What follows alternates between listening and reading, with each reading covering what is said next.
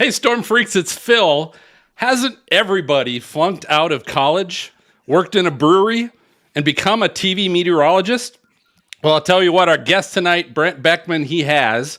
We're also going to be plugging in Weather Trollbot 5000 tonight. It's all on Stormfront Freaks Live!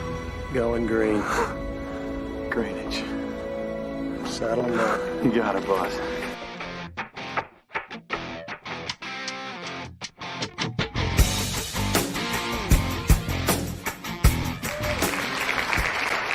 Hey, welcome to the most entertaining weather show. This is the award-winning Stormfront Freaks Live, and it's brought to you by AMS Weather Band.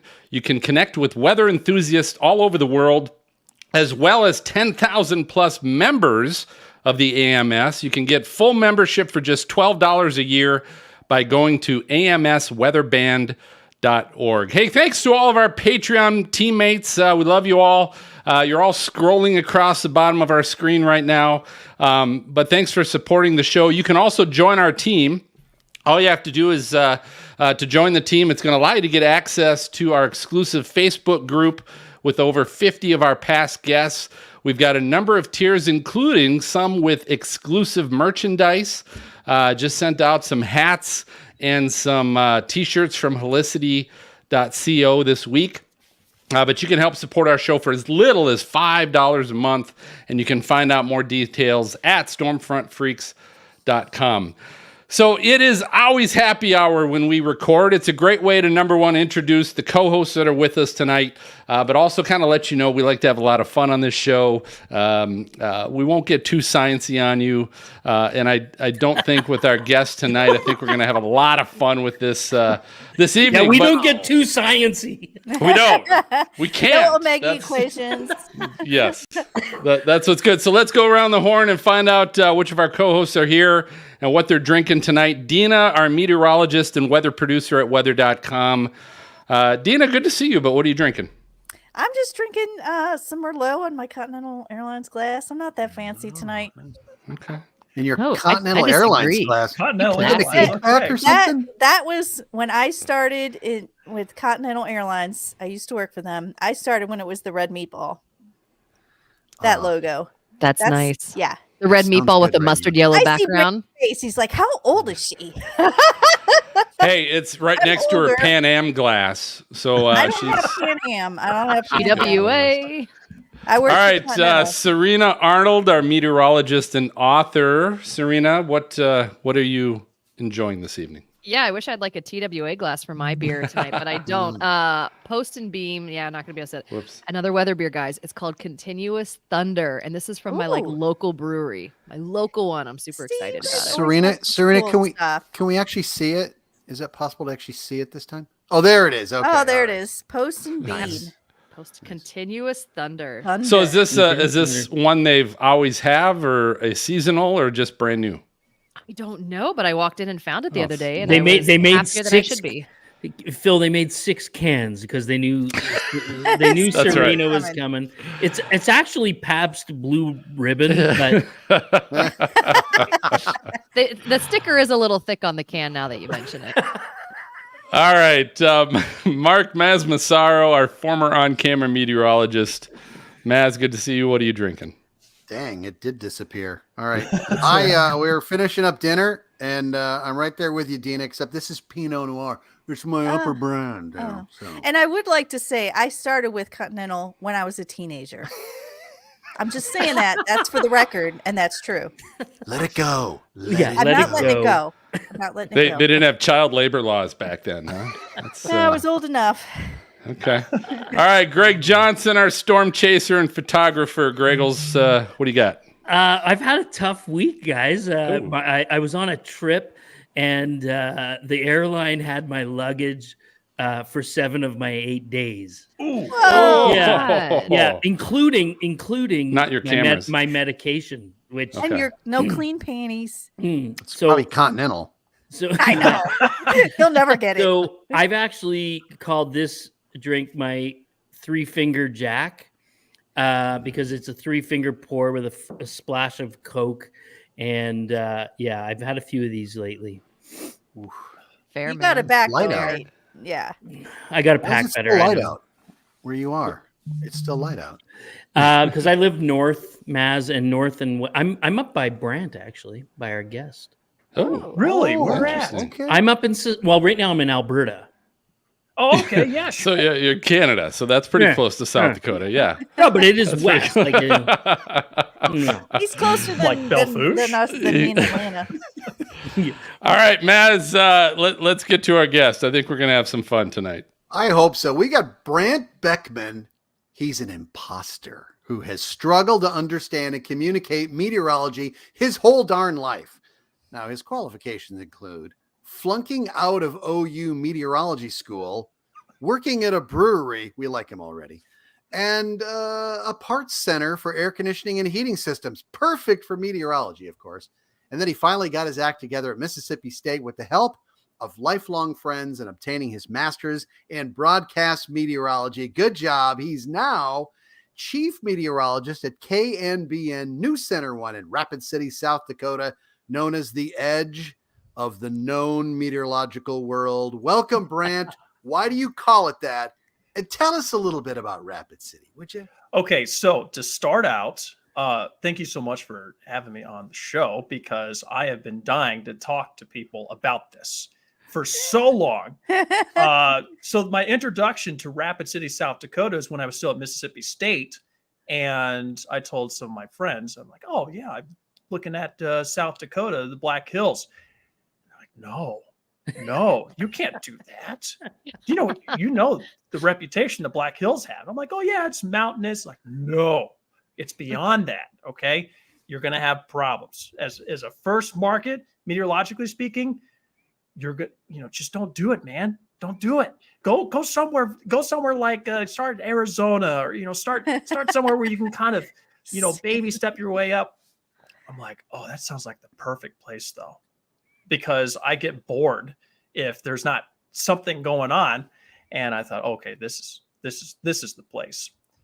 And within the first 3 months of me getting here, I said, oh no, they weren't kidding.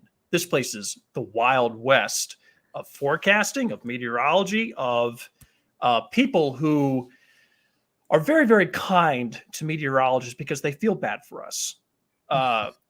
Which was a different pace than I worked at WTVA as an intern with Joel Young and Matt Laubon in Tupelo. And you had a mix of people talking about meteorology and, the viewers coming in and saying, oh, you should have done better in this. It rained on my wedding. Okay. And you should have done better. I get no comments like that up here. Yeah, but hold on a second. You guys just had last week 4 September tornadoes in a single day. Like, kiss my ass, Brant. Okay? like that's all of our dreams come true rolled into one. Am I wrong, guys? I'm not wrong on that. No, you're not wrong. Hey. You're not wrong.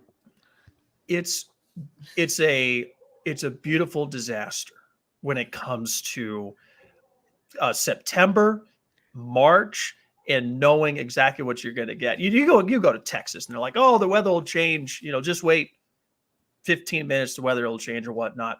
We hold the world record for the fastest changing temperature on planet Earth up in Spearfish. Back in 1946, it went from -4 to 48 degrees in about a minute and a half.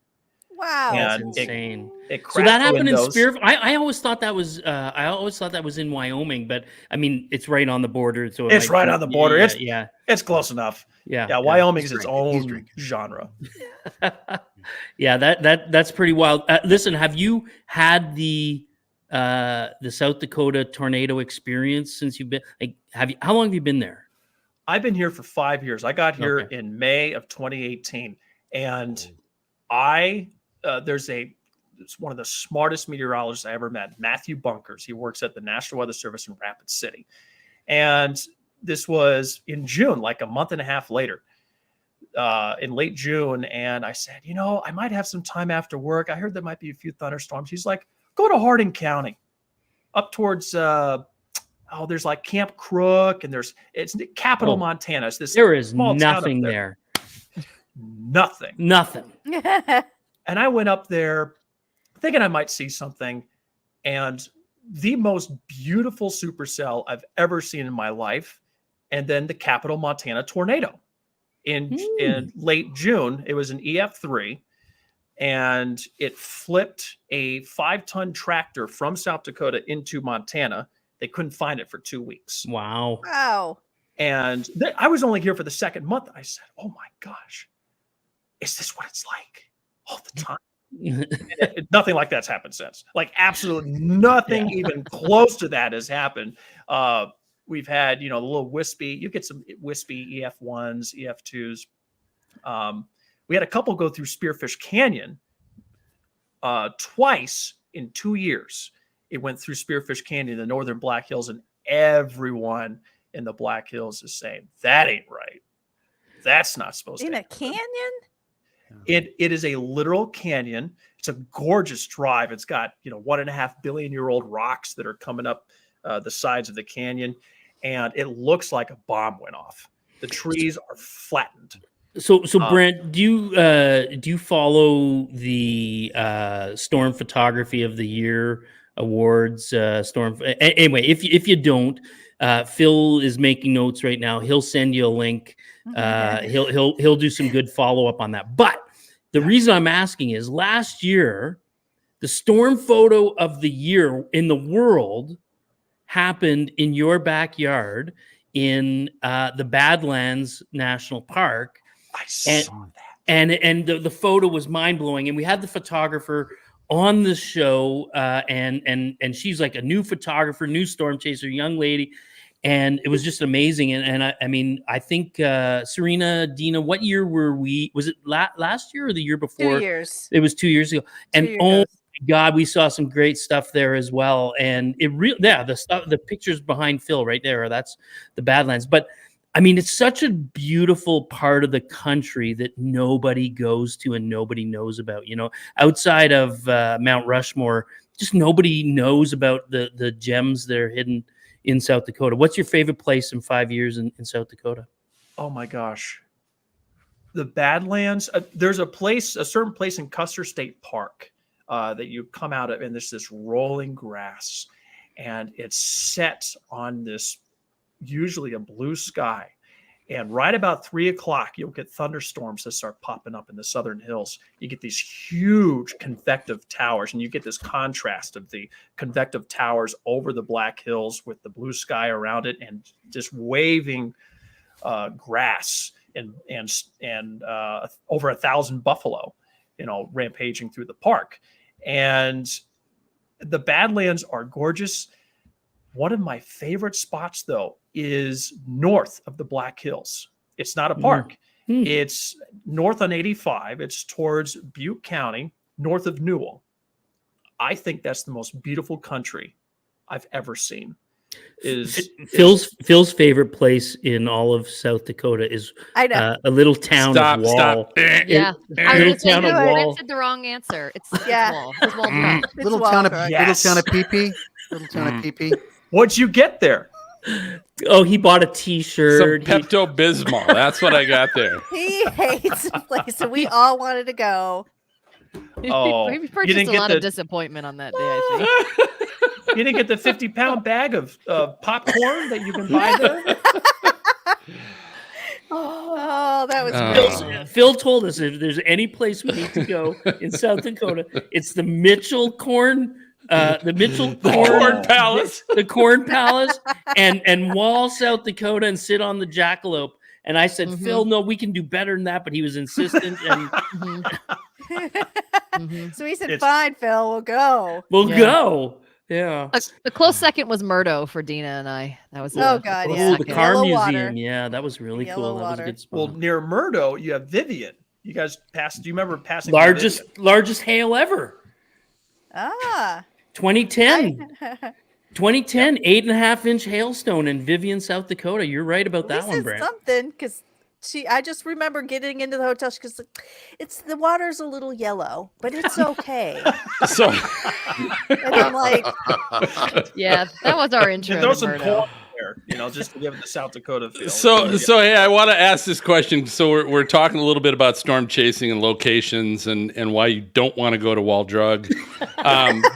But Brant, I want to hear this story of this. I don't know if it was the first storm chasing experience you had, but it might have been the first one you were driving.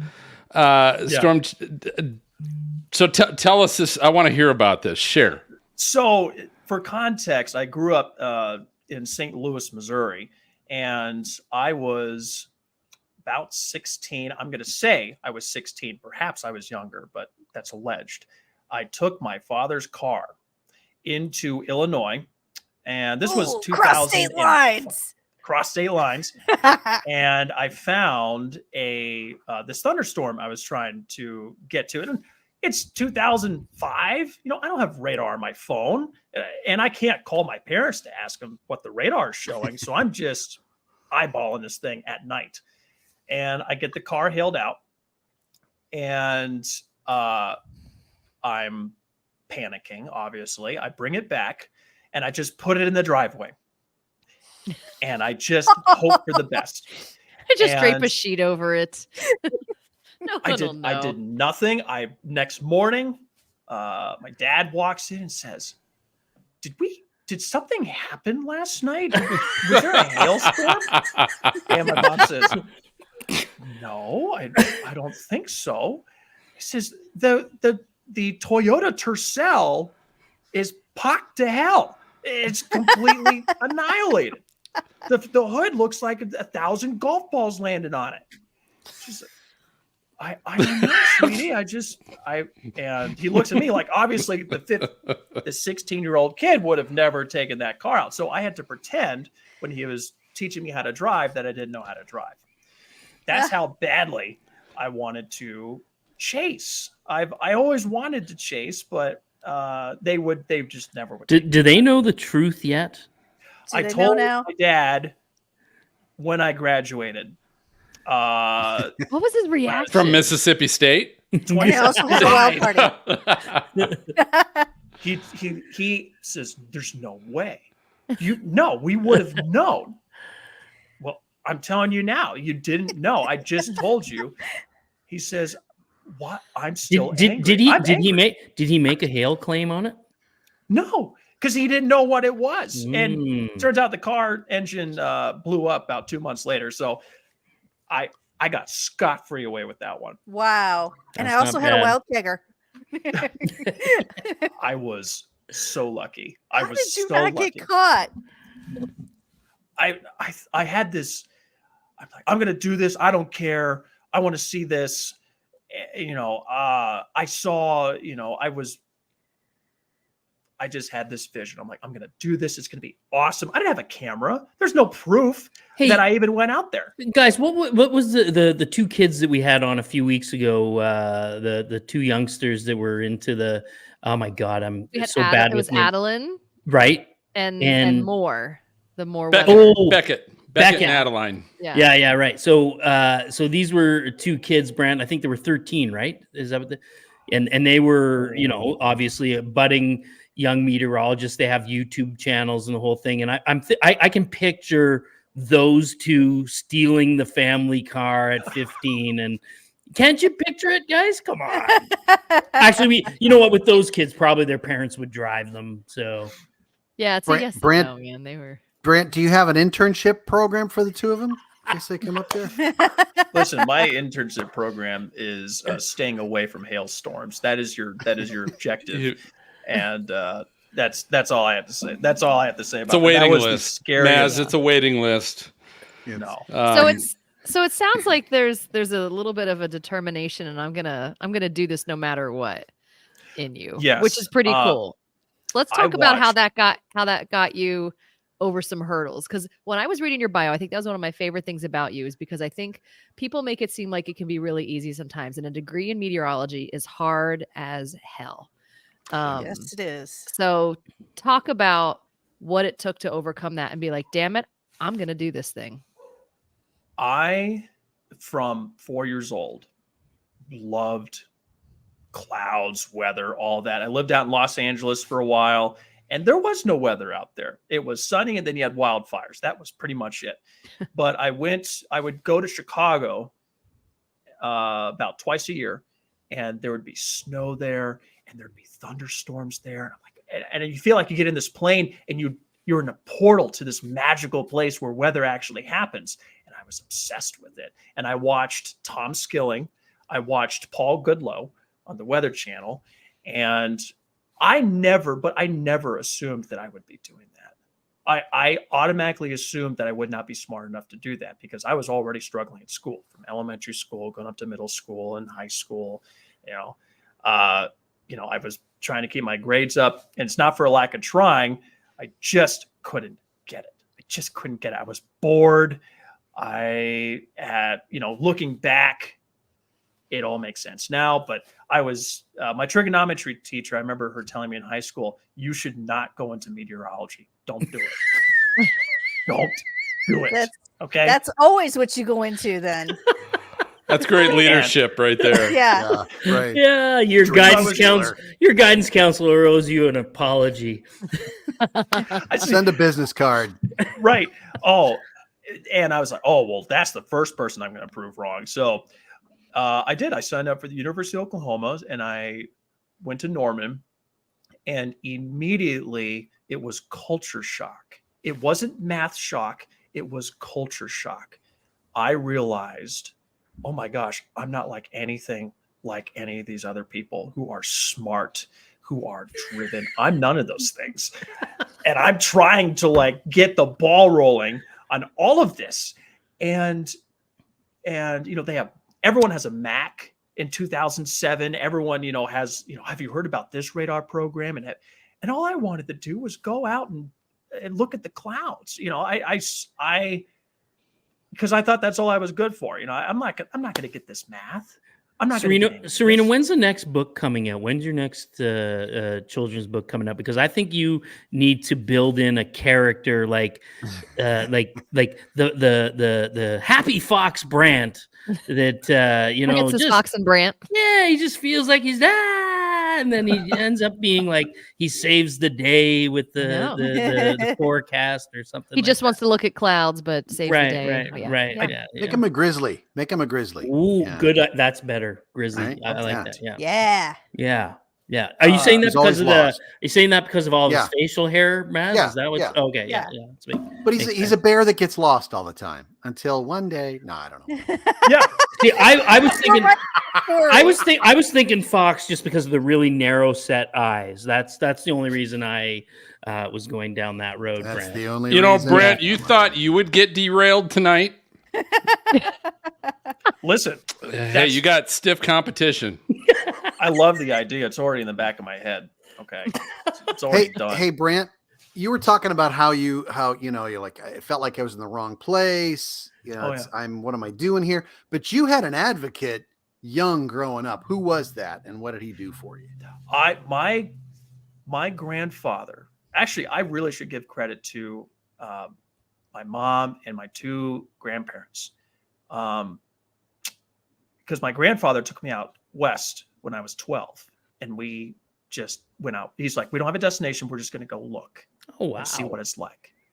And we slept in the back of a van.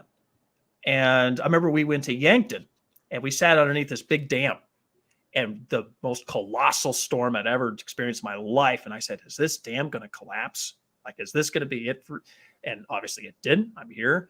But he always encouraged this bigger, there's this bigger thing going on with meteorology. There's things happening. The world is changed with these meteorological moments.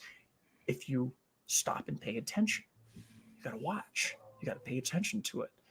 And my paternal grandfather would always ask me for the forecast when I was like 5 or 6 years old. So he'd make me go look at the newspaper, and I'd come out and tell him. He knew what the forecast was, but he wanted me to go and do it anyway. And it was those were the only really the big inspirations I had that maybe I could do this.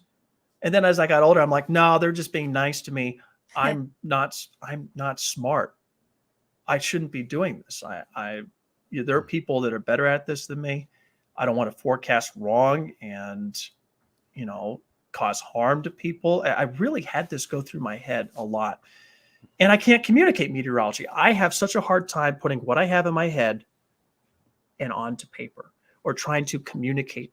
And that is one of the biggest challenges, ironically, that I think the broadcast industry is struggling with today. We cannot seem to get the meteorological concepts to the public in a way that is understandable and that is useful. I agree completely. Is that ever going to happen? Like you're never going to reach everybody. Like there's no. At some point, you can't communicate to all the people all the time. Right. The same way. No. So, and you think about the way it's transformed in the last 5 years. Okay, let's look at the last 20, look at the last 5 years. Josh Morganman. You got the Ryan Hall-Yalls of the world. You have this immense, colossal industry that is just now starting. It's in its infancy. Meteorology is in its infancy. It's one of the youngest sciences that we actually are just now sort of starting to understand. We're almost getting to a point where, models are able to pluck out a hurricane and its location a week and a half in advance. And that's relatively new. So getting excited about that and pushing forward with that energy is a survival skill if you're in broadcast, because it can be pretty dark otherwise. I feel like did I answer the question, or did I just go off on a tangent? Yeah. No, I think you did. But I do have one question for you, Brant, because I'm kind of jumping off everybody else's questions, but I did read your bio, and I love the fact that you really worked for what you got. Nobody handed it to you. Nobody made it easy for you. And meteorology is hard. And I love the fact that you said math is not your thing, because math is not mine. You get through it. I've never used it again. In 26 years of being a meteorologist, I've never used it. Yep, exactly. No biggie. That's good. I'm sure there's somebody out there. Hope all you kids are listening out there. I don't use it. Okay, I use it for my kids in high school. Yeah. Otherwise, in my job, I don't, unless I'm going to go up to PhD level. You don't derive the hydrostatic equation, Dina, on a daily basis? I don't. I'll look it up if I need to know. Right. But there's a point in everybody's life and in their career where you're at a point you're like, I'm not doing what I want to do. And you made that point seemed real clear in your bio. Like you were doing a job, I think it was the heating and air conditioning. Yeah. You weren't doing what you wanted to do. And there's how many people watching who maybe not doing what they want to do. So where was that point where you said, F it, I'm going to take a chance and just jump and see what happens? I was 26 years old. I was in St. Louis. I was working. It was an air conditioning and heating company. And specifically it was warranty. I was in the warranty department. So someone's part would go out, like their air conditioner in the middle of the summer.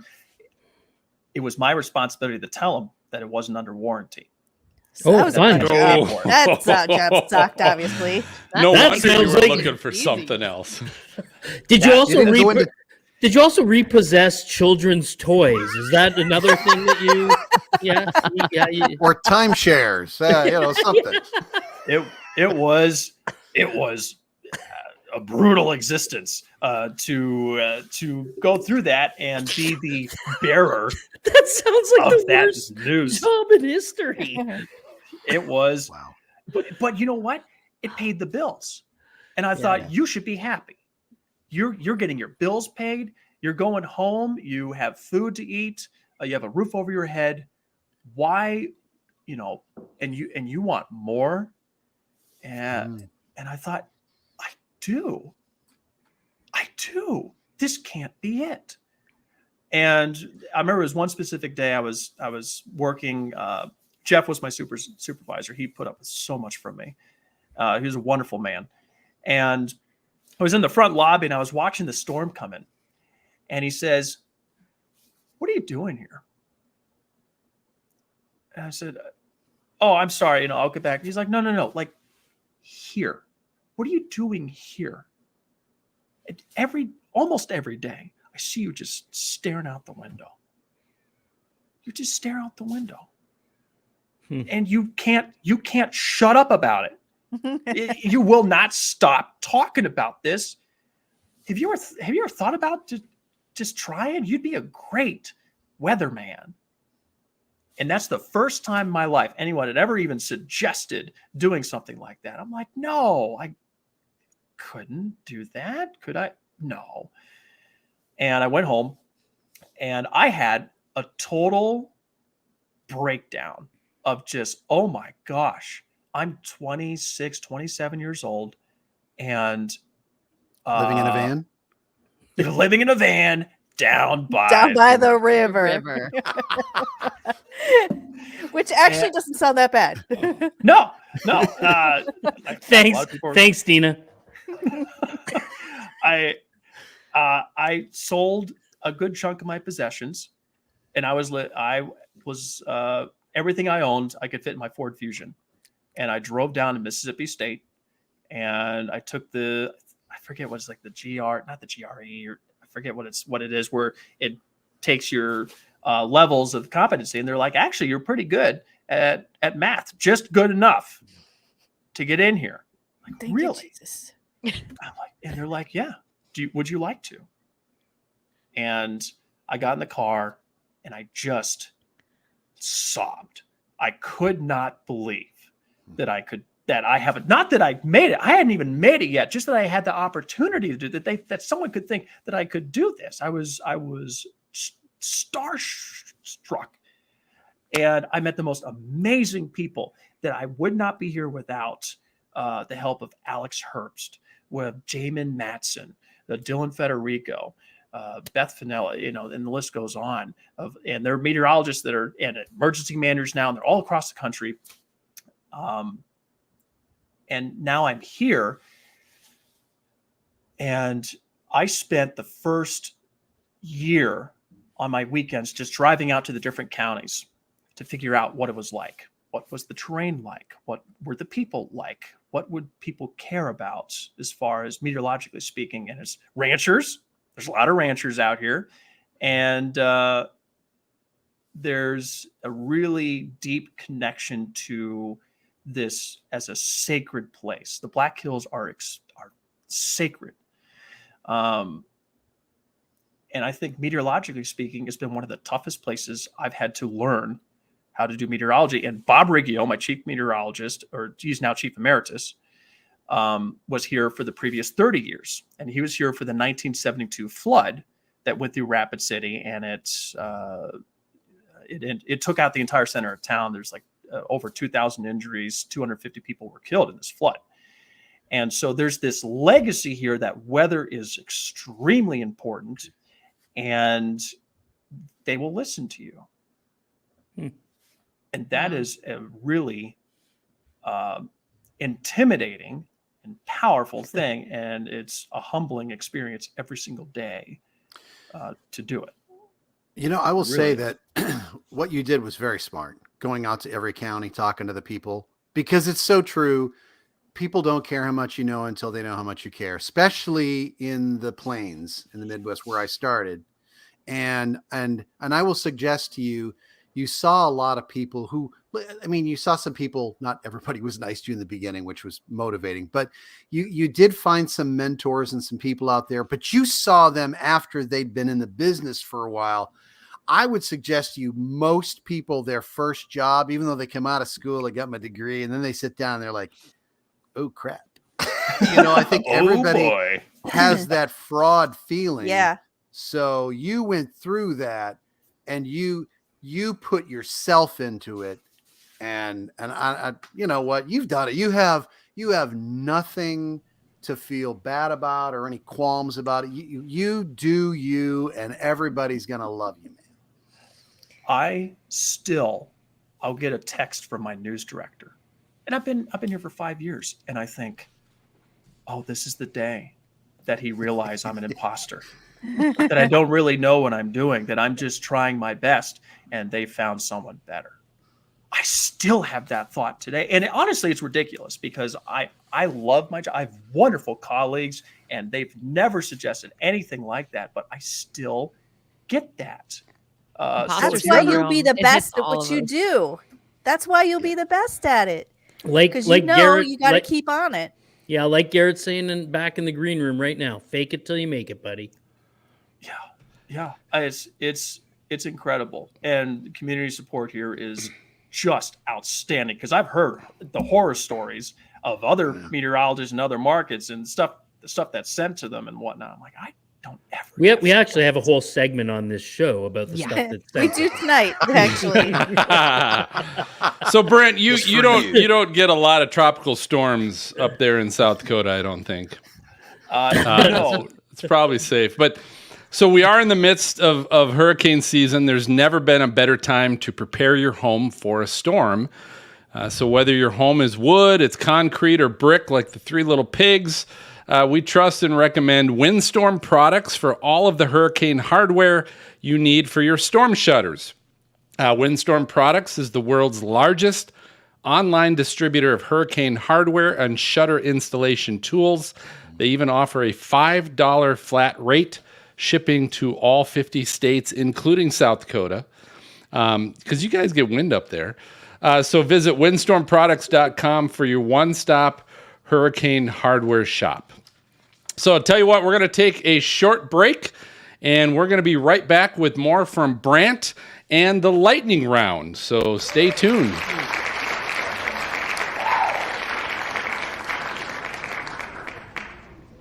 Don't miss Vintage Stormfront Freaks. This one here, we do have a few dents in the new Suburban, but my truck, that hood's a trophy. You might as well put 2 GoPros on there. Yeah. Oh, yeah. That's what it looks like. So I'm like, I'm going to drive this thing into a tornado, and then they all start laughing. Good. You'll be the only sober one by the end of the night. Let's all go to the lobby. Let's all go to the lobby. Let's all go to the lobby to get ourselves a treat. Delicious things to eat. The popcorn can't be beat. The sparkling drinks are just dandy. The chocolate bars and the candy. So let's all go to the lobby to get ourselves a treat. Let's all go to the lobby to get ourselves a treat. All right, welcome back to the show. We got Brant Beckman here, and so Brant, being in South Dakota and not being native to South Dakota, I'm kind of a little bit curious. What have you found to be, now that you've been there a little bit? What's the hardest thing for you to forecast? What's the challenge that you either have had, or maybe it's something you got over the hump and you feel like, oh, okay, I think I'm getting this. I'm getting the hang of it. What would that be? So the Black Hills are just tall enough to disrupt everything you're trying to do in forecasting, but not tall enough to align with a lot of mountainous models that we have. So like, it's not the Rockies, but it's certainly not just rolling hills either. There's a dry line.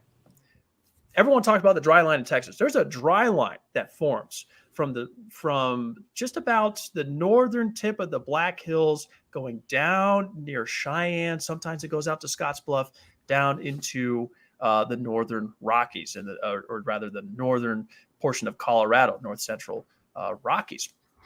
And that dry line has caused me more grief in my life than I care to admit. There are blue sky days where we had baseball size hail. Because it is pretty amazing when you're watching the satellite on a storm day up in that area of the world, where you see the Black Hills seemingly creating their own weather. That's where those cumulus clouds build up. That's where the convection starts, and then it moves off of them. And it's almost like like you said, but it's like that upslope Colorado kind of Rocky Mountain thing. on maybe a bit of a smaller scale, but it is pretty amazing. Here's the thing I want to know though, Brant, is when you've obviously been out doing a little bit of storm chasing. Are you a photographer? Like, do you actually shoot it? Do you have a video guy that comes along and you're the talking head on the end, or do you actually do the shooting yourself? And if so, what do you love about that part of it? So I have been chased. I was a storm chaser that became a meteorologist. Kind of a timeline. And I've had some really great colleagues and honestly best friends in my life. Patrick Parsons, I've been chasing with. We went to northern Texas in 2009, and a lot of the time I really didn't have any photography equipment. I had my phone with me, but I started early enough in storm chasing where I did it for my own, filling my soul battery, just being in it. And, nowadays I go out to Black Hills or the storm, I have a responsibility to actually convey it to the public. And so I'll do it in that way. But I don't have any camera equipment. I don't have any, I have an iPhone. I have a way to stream weather events, should I need to the station, directly to the station, because I actually got that tornado in 2018 on a Facebook Live. I just took over the station's Facebook Live and I just put it out there because they didn't know I was going out there. I didn't know I'd be out there. And so, by the way, I'm taking Facebook. By the way, I'm taking Facebook. The owner of the station, this is just true story, said, "Oh, there's a tornado in northwestern South Dakota going on right now. I wonder who's on it." That's our guy. He's on it. Oh, interesting. He's got it. Yeah. And I'm like, I got it. I'm the one who has it. It was a bizarre thing. But yeah, when I go out, it really is a meditative practice for me because I could sit on a hill for hours and just wait for something to come to me. You remind me a little bit of another storm chaser some of us are familiar with. There was this guy, Bill, who was a storm chaser, and then he got into TV meteorology. I don't know if you guys remember the show Twister. Do you remember the movie? So it sounds like Bill's story, right? Like, and did people make fun of you? Were you the weatherman? Did they? Yeah. They sure. All my friends back home, like, oh, the big weatherman now. You've gone to the dark side, have you? Kind of like, wow. Wait a second, now hold on. Yeah. I always love you get paid whether you're wrong or you're right. It doesn't you only have to be right 20% of the time, Dina. Oh, just wait for Trollbot tonight, folks. Yeah. Oh my God. Oh my God. Yes, I do. Yes, I do. There you go. Now, Brant, do you have any kids? I don't know. So. Okay. I'm saying this because you said before, I felt like I wasn't worthy. I felt like I didn't know anything. So wait till you get to be a dad. I'm going to tell you right now, you're going to be a really good dad. I appreciate that more than you know. I want you to remember that when it happens. All right. Not when it happens. I mean, you know what I mean. And here's the other thing. I've known a lot of meteorologists in my career, and everybody feels like you. They don't admit it. There's a lot of people that I know that should be able to explain something simple, and they don't know how. So they have to stop and look it up or ask one of us or something. Like, everybody feels that way. Yeah. You just have the type of people who either tell you and don't care or hide it. So don't feel bad. Yeah, no, you're absolutely right. I only had two. I'm like, there's two things I'm going to do when I get into this job. Two things. One, I'm never going to talk about something I don't know. Never. I will never. I'm out. I will. Well, I'll never claim to know something that I don't. Phil would never talk. Oh God! Oh damn! Wow! Burn. Wow. Oh. What's Hey, number two? that What's was- number two? Number two, oh shoot, what was that? That burn was so hard. It was rough. Remember number one. Rough burn. Number one. So number one is making sure I'm not talking about something that I don't understand, or if I don't, I find out, and I say I'll come back to this. And the second thing being that no one cares. No one cares that you know meteorology. No one cares that you know meteorology. No one. I think about that all the time. I can totally relate to that one. Yeah, and our 18 fans. Woo! Well, hey, that is the sound, Brant. It's time for our lightning round. Oh, so nice. this is our game show of flashy and brilliant questions we always get to play with our guest. And, I told you we were going to have a little fun tonight. And so we're going to have a good time, Maz. We're going to play a little game. We're calling this Trashy Taps.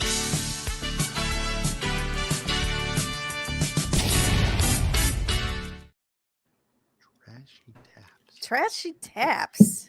Yeah. You're muted, Phil. You're muted, Phil. Oh, sorry, I unmuted myself. But so you've worked at a brewery. What did you do there?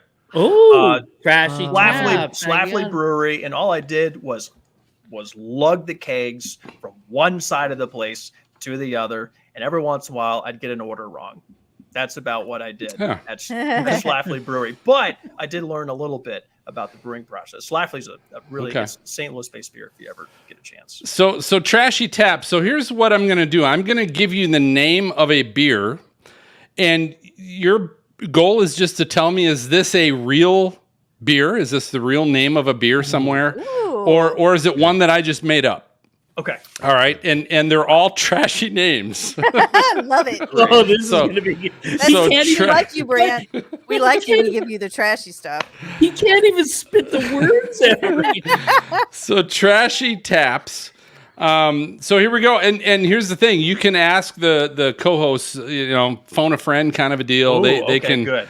They can give you their opinion as well. Maybe they've heard of it. Maybe they've had it. Maybe they named it. Who knows? But here's the first one. This one's called Santa's Butt Porter. Yeah. Santa's Butt Porter. Is that a real beer, or did I just make it up? 100% real. Yeah. Wow. No hesitation. Yeah, that's Ridgeway Brewing. So Brant, if I'm understanding you correctly, you were very forthright on that. Like you were really. Have you had Santa's butt before? No, I haven't. But I sit in on the conversations, or I did when they were like, "Oh, we should call it Nature's Calling," and they'd go off on this tangent. And it's like, these are all terrible names. Okay, well, I got some more for you. All right. Okay. So this next one, we're calling it Big Cock Bach. Big Cock Bach. Is that a real beer, or is that just made up? It sounds like that sounds like a beer that's real. It really does. Because I'm leaning so hard into it, I'm gonna say no. Yeah, it's gonna have a rooster on it, isn't it? It does. It's It does. real? It has a rooster. It's Hoyne Brewing, Hoyne. They make a Big Cock Bach.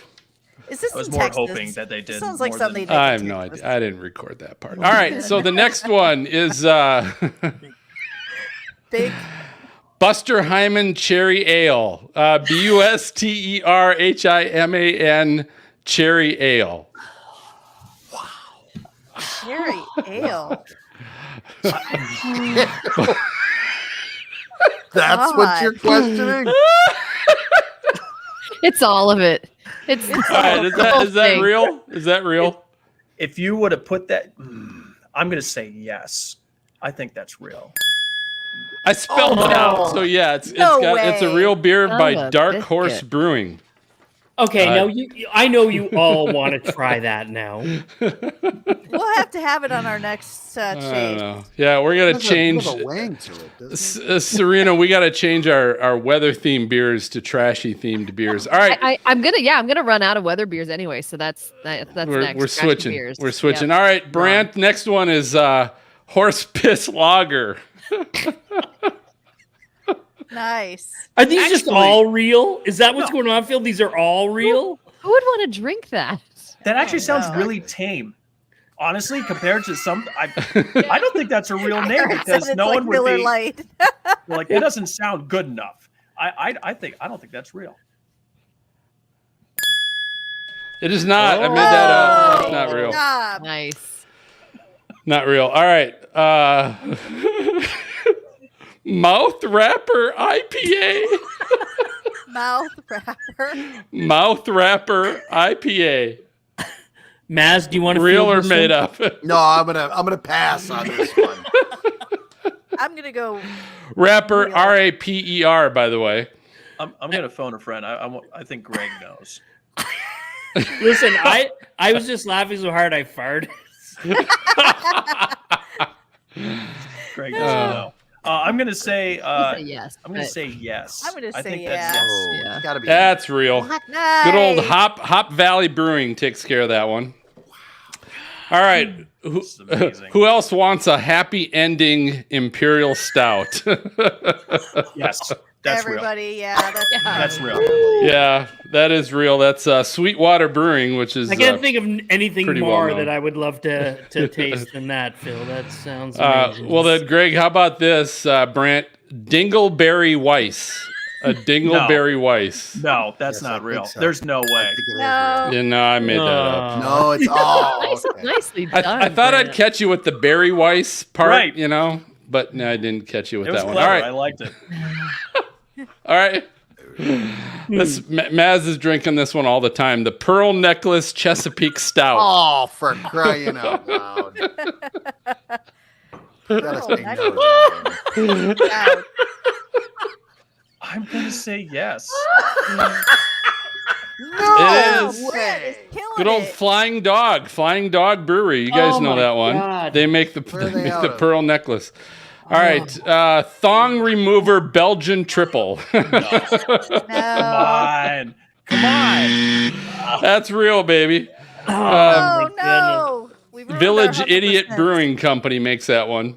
God bless the microbreweries. Yeah. All right, we got a couple more here. The Beaver Stubble Stout.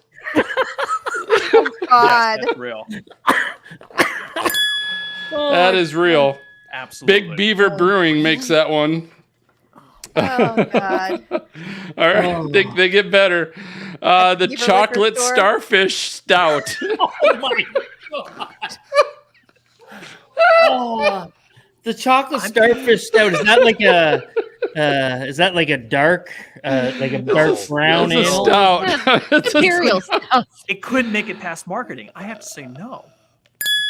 Yeah, that's Oh, not good job. job. Nicely That one's done. not a real one. Good job. Just say no. All right. All right. Here's the last one. The Golden Shower Imperial Pilsner. Yes. Oh. 100%. Really? Oh Oh my my God. Serious? Of course, That is real. That one does. That's Dogfish. Dogfish Head Brewing makes the Golden Shower. Yep. You did really darn Yeah, well, really man. I'm That was literally amazing. sweating right now. I'm laughing so hard. Ridiculous. Brant, that was really good. You did well, man. Yeah. Oh, thank you. Yeah, that was. You- It's shocking. Yeah, Brett, you should totally put this on your resume. I know a good beer name. So do this. Tell us, Brant, how can people find you on social media? Where can they follow you? I guarantee you, after this, all 5 of our listeners are going to want Oh, to that's know where to get you. We lost We'll be- 13 apparently.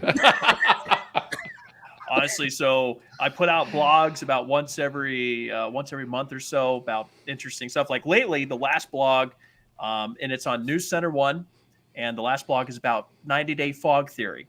So check that out. It's the idea that 90 days after fog, there's a snowstorm. Is there I've scientific evidence to back it up? Every farmer on the planet thinks that's true. So Yes. that's interesting. I would like to know the answer to that. All Brent. right. Yep, we have a live experiment going. Facebook, I've dwindled down. I'm on Threads and Twitter, just Brant Beckman, WX.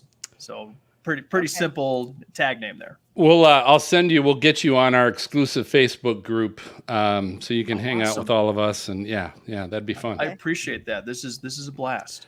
Good. So I'll tell you what, we're going to take our final break. Don't forget, you can find Stormfront Freaks merchandise exclusively at helicity.co. So Helicity is the dream store for weather geeks, from t-shirts to drink containers. View our entire Stormfront Freaks catalog and more at helicity.co. It's the weather superstore for the freak in you. So we're going to be coming back with our hashtag Weather Fools and a visit from Weather Trollbot 5000. So stay tuned. Wow. All right. Oh my God. Brent, great job, man. Yeah, thanks. I Oh, just found yeah. you. I'm not rambling too much. No, not at all. No. We took care of that for you, so don't worry about it. Our whole show is rambling. Yeah. Have you ever sat in a car with Phil for like 8 hours Oh, straight? shut the F up. Jeez. After what would it be like? Gas station hot dogs or something. I promise I'm worse. Phil, that was one of the best lightning rounds you've come up with, my friend. Oh, Yeah, that was was good. really That was creative. super good. clever and really sad good. at the same time. That was good. That was good. Oh. All right. Well, so Brent, do us a quick favor. Yeah. If you can give us a sound plug and just say, hi, I'm Chief Meteorologist Brant Beckman, and this is the Stormfront Freaks. Hi, this is Chief Meteorologist Brant Beckman, and this is the Stormfront Freaks. Nice. Wow. Good job. Such a Didn't even pro. struggle. Well, you're not drinking, so that has something to do with it, I'm sure. It took Jim Cantori 4 tries to do that. Yeah. Just so you know. There you go. It did. Jim Cantor. Oh my gosh. Yeah, no, you're way So- better than him. So No. Brent, here's so I want to introduce you to some of our best friends. So we've got Dan Wallace, I think is half in the bag, which is good. We've got Angela Krager, Garrett Beverly. I always want to give them an opportunity to ask some questions too, as well. So if you don't mind, Dan, I'm going to start with you, whether you're ready or not. They're all billionaires. So, just saying. Well, I don't have a question, but I just want to tell you that I've been thoroughly entertained by this entire broadcast. So thank you, sir. Oh, thank you. Thank you so much. Cool. All right, Angela, how about you? I have a 2-part question. The Nice. first one is, when you moved to South Dakota, did you take time to learn about any of the infamous tornadoes in the area, like Spencer in 98, Manchester in 03? Yes. Bowdle. Yes. In fact, now a lot of those tornadoes, ironically, the EF5, the one EF5 that's gone through the state was West River, west of the Missouri River. All the other stronger tornadoes, all East River gets all the attention. But the last 5 years, it's western South Dakota. We had 2 big ones go through Spearfish Canyon. We had a big one that went through Harding County, and talking with Matt Bunkers at the National Weather Service, he's like, that's not, no. Because even if there were large tornadoes before we had radar and whatnot, there would be scars from it in our trees, in the Black Hills, and we don't have anything like that. Spearfish Canyon is totally annihilated. The trees are completely flattened. And so there would be scars if tornadoes like this were occurring, at least in a semi-frequent basis. So the last 5 years has been very unusual with high tornado activity in western South Dakota. Okay, the second part is, when are you to get South Dakota DOT on up to the standard? So what was that? What? South Dakota DOT? Yes. Department of Transportation. So South Dakota and Montana are the worst states that I've ever driven through in the wintertime. Making friends, aren't you? Legit. It's even worse West River, and it's basically because they just shut it down. They're like, we're not going to even. There's like 50 people that live up here. We're not, they'll survive for a couple weeks without roads. This is literally like some of the conversations that were had, especially this blizzard we had a couple of weeks ago in December, or not a couple of weeks, this last December. What are you drinking? Wait, Yeah. I was only off a week. What did I miss?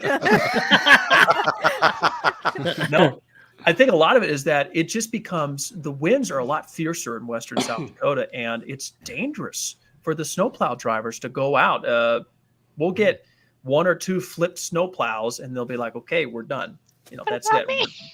Yeah, and Angela, you have to remember though too that Christy Nome is she lives East River, so anything that's West River. Right. Oh, I still have to drive through it regardless. So. She's the governor, Phil. I like. Okay. Governor. All right. Mm-hmm. Well, I'm glad you know more about our state's government than I do. Being from Canada, that's good. All right, Garrett, what do you got? I don't think I have a question. I think tonight's show's been awesome, and Brant's been awesome there, and I dig the state. I made it out my last year, first trip to South Dakota, saw Badlands National Park and all that. I think the terrain is amazing out there, So tell us about that photo, Garrett, about behind you. Oh yeah.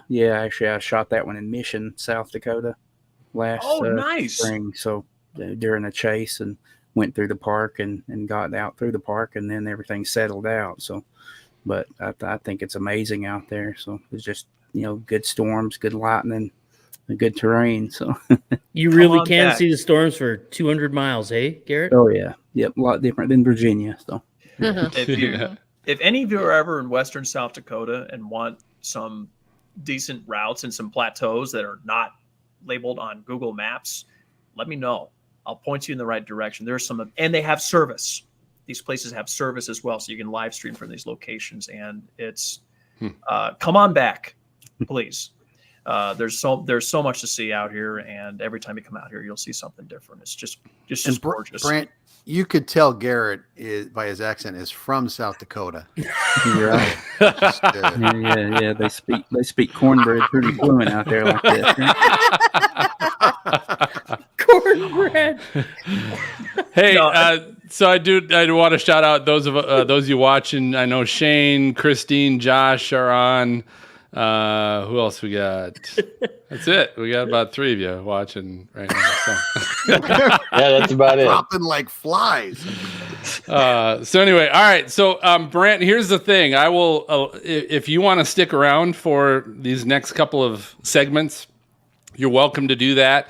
If we go long and you have to go, you're welcome to just click off and we'll get back to you. But or if you got to go, you got to go. I get it. No, I'm here for it. Let's see what we can do. All right. So if there's a point that you're like, hey, I do have to run, just go ahead and click off. Okay. We'll tell you thank you now and thanks. This was a lot of fun. Yeah. So thanks. Thank you. I feel very welcome, and it's been awesome. Thank you. It's going to be a live update from you at like 9. And next time we're chasing in South Dakota, we're going to come bother you. Hit me up. I'll show you guys the good spots. I'm telling you, they're out there, and people don't know about them. That'll be good. All right. Okay. So here's what we'll do. Let's. Who's got the weather fools? MJ. Who do we got? You and Dina. Okay. So Greg, you are introducing weather fools. So coming out of break, we're going to play the Pecos Hank video and then the Weather Fools video. And Greg, just remember to unmute yourself during that video so you can kind of transition out of that video and explain Weather Fools. So I've got one and Dina's got one. And then you can finish with see them all in episode 193 show notes on stormfrontfreaks.com. And then MJ will play the Weather Trollbot video. Yes, Dina, indeed. What's that? Yes, indeed. Yep. Okay. And then, so Dina, unmute yourself so you can kind of transition from the end of that video into explaining Weather Trollbot. I've got 2 of those that I will share with you guys. Then once I finish with the Trollbot stuff, then MJ's going to play the Freak Fan Box video. And Serena, you can unmute yourself and just explain Freak Fan Box. These are just people that are reaching out to us, email or on social media. And you've got a couple to explain, correct? Okay. One from... Yeah, from Adeline and from Fuzzy. Adeline and Fuzzy. Is it Mickelson? Yeah, I don't know. That's how I see it, but yeah. All right, that's what I'm going to say then. Yep. And then just make a comment at the end to just say, hey, mention us in your next post, and you might see it on our next episode. Something like that, just to encourage people if they want to do that. And then I'll close this up. Everybody good with that? So who's Greg, who are we going, or MJ, who are we going first on Weather Fools? The way you said it, you and then Dina. All right. You got that, Greg? Yeah, Phil and then Dina. Got it. Okay. Is everybody ready?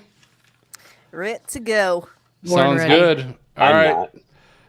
Dan and Garrett and Angela, we'll see you at the after party. Yep. All right. I think very good. And again, Brant, if you got to go, just go ahead and click out. But okay, thanks. sure. Thanks. Okay. Oh, I'm here for it right now. I'm awesome. waiting to see what's about to happen. All right. We're going. Hang in there. Let's do it.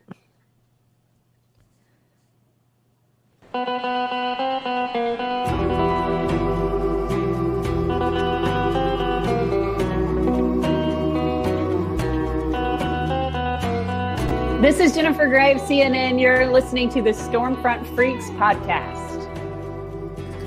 Let's take a drive under the moon. Let's take a drive under the somber sky. Let's take a drive under the moon.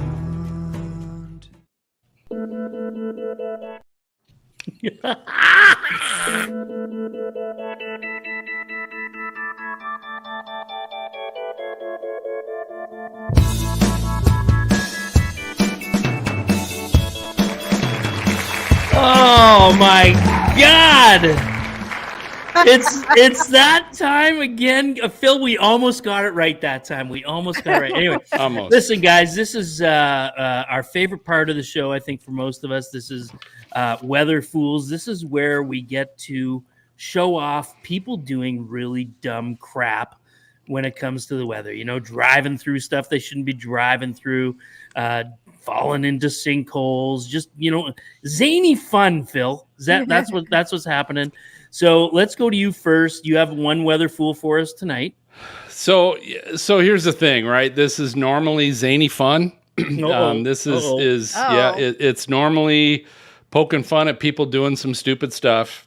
Oh my but God. Every once in a while, we need to comment on the fact of why this stuff really is dangerous. God. Oh my God. And so the video we're showing right now is from Mexico on a beach in Michoacan, Mexico. Unfortunately, this lightning that struck this beach actually killed 2 people. Oh my God. Damn. And you know, and I don't want to bring things down, but the point is as much fun as we always tend to have with the hashtag Weather Fools, it's also an opportunity to say, hey, you have to be weather aware. You have to be aware of your surroundings and what's going on, because it is dangerous. And unfortunately, 2 people lost their lives from this lightning strike on the beach because it was a thunderstorm and they were still on the beach. Wow. So folks, I apologize that I'm kind of starting with this and sharing this, but it's to kind of also get across the fact that weather can be dangerous and why you have to be weather aware. And as much fun as we always talk about this stuff, guys, there's a reason, is because there's a lot of close calls that we make fun of, but there's a lot of, very close calls that can hurt and harm and kill people. So just folks, be aware of that. And that's why it's important to always make sure we're keeping an eye on that. So, all right, so let's have a little more fun. We'll turn it over to Dina. Dina, please. Dina, please, Dina. Don't play it yet. Okay, because I got to set this up. So this reporter is out on the street reporting about downed trees. And so just a spoiler, no one gets hurt. Okay, now you can play it. But this is not being very smart. So she's like, look at this. Bam! Oh, what the hell did that cyclist just do? Is that a scooter? He's on a motorcycle. Scooter or motorcycle? Goes right in to the down tree, and it's You dark, know he's like granted. watching the like. Oh my God, He never hit the brakes. He never hit the brakes. No, he did. Like maybe he was looking at the reporter. I mean, if he didn't get back up, I wouldn't have shown it. Okay, but I mean, Okay, but how about the guy in the SUV that literally almost then went over the guy who got? Yeah. Don't text and ride a motorcycle. Yeah. Oh my God! When I saw this, I was like, "Holy shit!" Wow. And I'm saving this for Weatherpool because he had to be looking at the camera and the lights and the reporter or something. But nobody I mean, stopped. he had a headlight. Oh, The there you other go. people didn't. Like this guy might have at least put his window down and asked him. But So other Brant, people pulled him over. you're doing the live weather stuff. If that happens, are you quickly turning the lights off on the camera and running down the road to make sure nobody thinks you're responsible for this? So the good news is that I did not run into a situation. The only thing that ever happened live is that there was a hailstorm coming near Belfouche Dam, and there was people and this was not, this was grapefruit hail. This is 4-inch hail at 80 miles an hour. And people were just, families like, oh, wow. And and I turn on, I'm like, hey, no, turn around. Yeah. I remember one time I actually was driving through Newell, and this is the first 3 months I was there, and I had the company car, and there's a hailstorm that's coming in, and there's this family, and she's out with her kids, and there's lightning everywhere. And she's like, oh wow, look at that. And you could see in the front yard, and I guess she didn't see it yet, there was hailstones this big in her front yard. It was hitting her roof. I'm like, ooh. I was angry. I'm like, get inside. What are you doing? You got kids. Please tell me you called her a dirty name of some kind. I did not. I just scared the bejesus out of her. And thankfully, there was a Newscenter1 logo on the side of the vehicle. So I said, oh, forgot I had that on there. So she's like, some guy from Newscenter1. Whenever I'm wearing a logo, I kind of watch myself. You almost turned yourself into a weather fool there, Brant. Well, listen, guys, that was episode 193. Can you guys believe how close we are coming up on 200? Yeah. Episode 193 show notes. You can check out those videos. And Phil, thanks for that. And Dina, thanks for yours.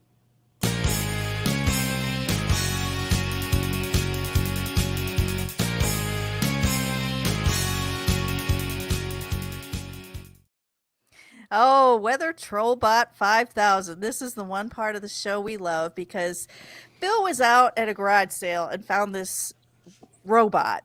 And this robot obviously has great Wi-Fi because it goes on the dark web and it finds all these like mean things people say to our friends like Brant, but people are nice to Brant, hopefully. But we've, especially some of our lady meteorologists that people are very cruel to. And, everybody we know is very professional. If they say something nasty and stupid, they're like, pretty much like, well, this is it. Have a nice day. But Weather Trollbot 5000 actually gets in their brain and actually deciphers what they really want to say. And Phil, you found a couple, didn't you?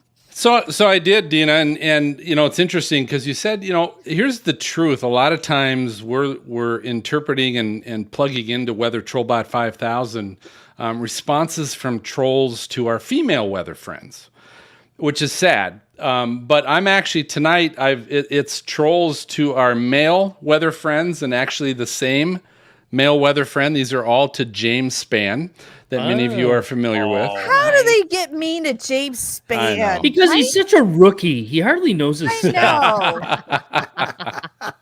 Yeah. So here's what we'll do. So I've got two of them, so I'll share both. And we'll plug this into Weather Trollbot 5000, and she can interpret what James was really thinking when he responded to these. But so the first one, so if you're not familiar with James Spann, he's the chief meteorologist at ABC in Birmingham, Alabama.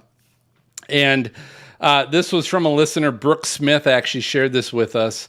The comment, James was at least nice enough to actually block out the guy's name, which we're always fine. No, We're not. So unfortunately, I can't share his name, or I would. But this guy said, James Spann, go ahead and block me, you senile old fart. You should have retired long ago. Okay, boomer, it's time to get in the forever box. Wow. What an ass. That's unnecessarily aggressive. Yeah. Signed, Mom. And then you hear Mom in the background. Come out of the basement. Yeah, really. And so James' response on social media was, "Good morning to everybody except this guy." Right? Just very, nice, professional. Didn't say anything, but come on. We all know what James was probably really thinking in the back of his head before he made that response. And this is the fun part of Weather Trollbot 5000 is she gets to interpret this. So what I do is I got to plug this into the system, plug this into Trollbot, and then she's going to compute and then kick out what James was really thinking. This shit biscuit is calling me a senile old fart. I don't know what your forever box is, but I will happily block your trash ass. Okay. Block your trash ass. Block your trash ass. Shit Okay. biscuit? Shit pot? What did that That begin was, with? yeah. That's I didn't know James knew that word, but I guess Nice. I guess That's he awesome. did. He's been listening to a lot of rap lately. All right, so the next one again is James, as I shared, and this name he blocked out, which was just professional, nice of him, but that's just not us. But here's what they said. They said, I look at your 3340, that's the channel. I look at your weather app radar and still get rained on. With all the money spent on weather technology, it's no more accurate than it was 50 years ago. I remember when weather radar first came out and it was going to change weather forecasting forever. I call BS on that. Still to this day, it's nothing more than an educated guess. Watching a weather report is nothing more than wasted time because weather can and does change every couple of hours, sometimes faster than that. I'm so done with its broke system. He's just done with weather. He's just shut the fuck Right? up. You could stop at any minute. Old man yells at cloud. Yeah, exactly. Yeah, sit down, So Abe Simpson. I'm so done with its broke system. It's the only career you can be wrong more times than right and still keep your job. So remember I told you earlier, just wait for Weather Trollbot. So here was James' response, very similar to the first one. Instead of good morning, it was good evening to everybody except this guy. Love it. And that's all he said. Quick and to the point. But so I gotta hold on because that was a lot here. I gotta plug this into Weather Trollbot. It's a big response. So hold on. But then she's gonna go ahead and compute and then kick out what James was really thinking. Yes, shit sticks like this guy still exist. Listen, not everyone can think logically. I recommend that no one jump in the bag of scrotum nuggets with this clown. Don't jump in the bag of scrotum nuggets. Scrotum nuggets. Oh my God. He's crazy. Did you just get an upgrade or something? She's still got that AI upgrade. I haven't. Yeah. I don't have enough money to upgrade it any further than that. But so anyway, so Weather Trollbot James is a good contributor to that. So thanks for sharing that. Scrotum nugget seems like a name of a show Or a beer. Yeah. Oh God. Or a beer. All right, let's check out our mailbox. Send me a postcard, drop me a line. You've got mail, baby, yeah.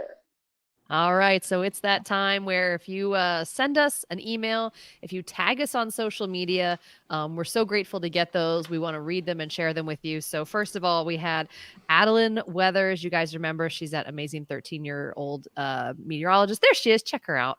She was So on the other day. cute. She said, I know. She said, I am loving my new Stormfront Freaks t-shirt. This is such an amazing memento to remember being on their awesome podcast. Thank you again, Stormfront Freaks. So thank you, Adeline. Aw, Is she watching tonight? Because you said she's 13. We probably should have cleaned up the show a little bit. We're gonna hope mom and dad can take care of that one. Ooh, Um, yeah. And then we also have Fuzzy here. So Fuzzy is one of our followers, weather nerd since he was 3 years old. And he has in his Twitter profile a huge fan of Stormfront Freaks. So thank you so much, Fuzzy. We know you're listening here live today as well. So thank you so much. So if you hear something that we do that you love, share it with a friend. Tag us anytime you share this. And who knows, maybe we'll read what you have posted online here on the podcast as well. Fuzzy. Yeah, Fuzzy. Thanks, everybody. So tell you what, that just about does it for this episode of Stormfront Freaks Live. Thanks for tuning in. So before we get to our next guest and announce who that is going to be, do us a favor, really, if you like the show, hit the follow or subscribe button. And that's just going to help us get discovered more if you're following us or subscribing to us. Or share us on social media. So if you like the show, there's usually that button that allows you to post it or share it to other people, and that just helps us out. So it's a good way to just kind of help us out, and it's free.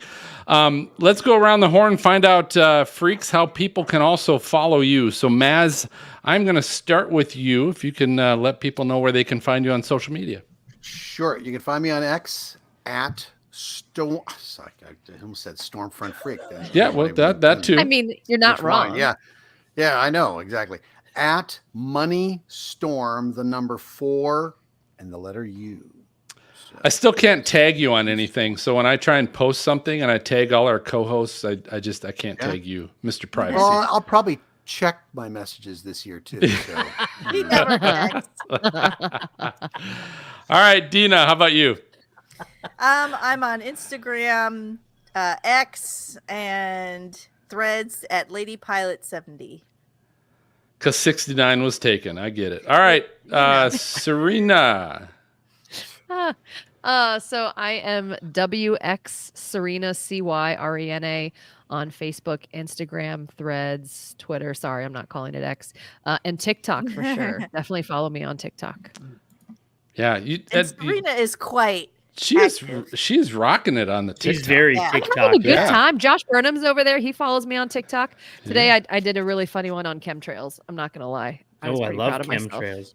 I was kind of proud of myself. It should be a beer name. Chemtrails. All right, Greg. Yeah. You can find me on Instagram, Twitter, Grindr at Tornado Greg, and I don't know that one. Oh, no! Whoops! Sorry, no, that was wrong. And you can, if you want to learn how to use your camera, I have a website called CameraEasy.ca. Learn at your own pace how to use your fancy digital camera. Seriously, Greg, have I ever said how much that was the best thing I did when I got my camera and learned that program? Hands down the best. Thanks, guys. Anything I found online. Great.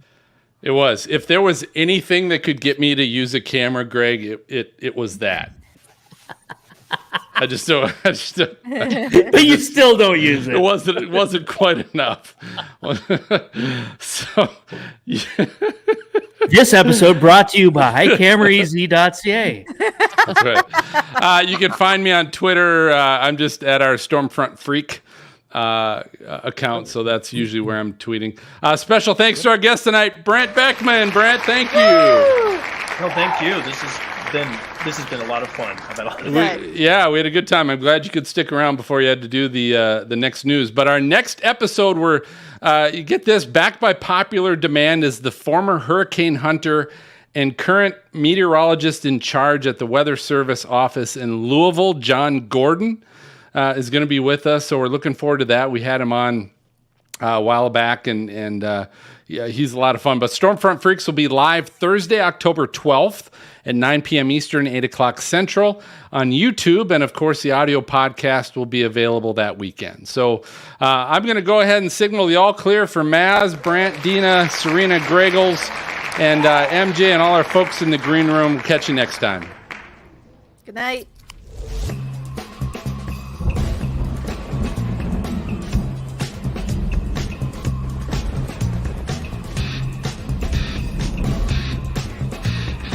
Thank you for tuning in to the Stormfront Freaks podcast. You can watch our bi-weekly show live on youtube.com/StormfrontFreaks and download the audio version on your favorite podcast player.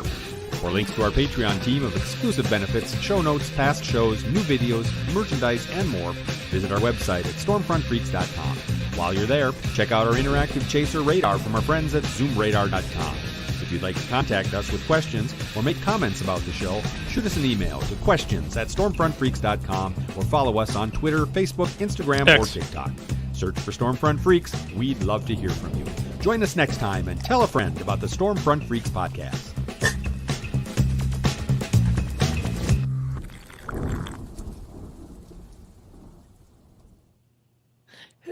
Who just yelled X? X. X. X. Elon Musk came in and. Brant, thank you so much, man. That was a lot of fun. Yeah. No, thank you. I'm really glad that I didn't. Maybe I did talk too much. That I didn't talk too much, and that was actually a good use of time for you guys. No, it was fun. It was fun. You held up to your billing, and I'll tell Jen thank you. And yeah, I appreciate it. That was good. And I'll tell you what, I definitely next time we're in South Dakota, we will reach out. That's for sure. Oh, please do. If you guys ever get in a discussion with weather history, please let me know so I can fill your brains with more nonsense. Oh, good, because I may reach out to you for that kind of stuff. Oh yeah. I love Fuzzy's comment. I'm still freaking out. Yeah. Freaking out, man. Christine, so fun. Great. Woo. Awesome. And Christine, Shane says, great job. Christine's from Germany, by the way. So that's always fun. Whoops. Oh, nice. Deutschland. Was ist los? Josh, love the show. Thank you, Josh. It is late over there for her. Goodness. Yeah, she catches us early in the morning, actually. So yeah. Wow. All the station's close. So hey, Dan, did you come up with any other quick questions for Brant before he has to go? No. I'll catch him on the next chase in South Dakota. All right, that works, man. That works. Hey, yeah, guys, hit me up. Yep. I'll be around. All right. Hey, do you have any unintentional chasing I've done in South Dakota? Yeah. Unintentional. Yeah, you don't plan on Western South Dakota. It happens to you. Brent, were you serious about the offer to when we're up in South Dakota chasing next year, about having us on live and talking about the podcast? Were you serious about that? And staying at your place? Plug. That was excellent. Oh, if you can. He'll run it by the producers, I'm sure. Yeah. Okay. You can catch me. 4:26 a.m. for Christine. Woo, Christine. Wow, God those bless. are Dina's hours. Yeah, baby. Say goodnight, Christine and the others. Yeah. All right. Thanks for watching, everybody. Thanks. Bye, and Brant, everybody. again, thank you very much. We'll upload the podcast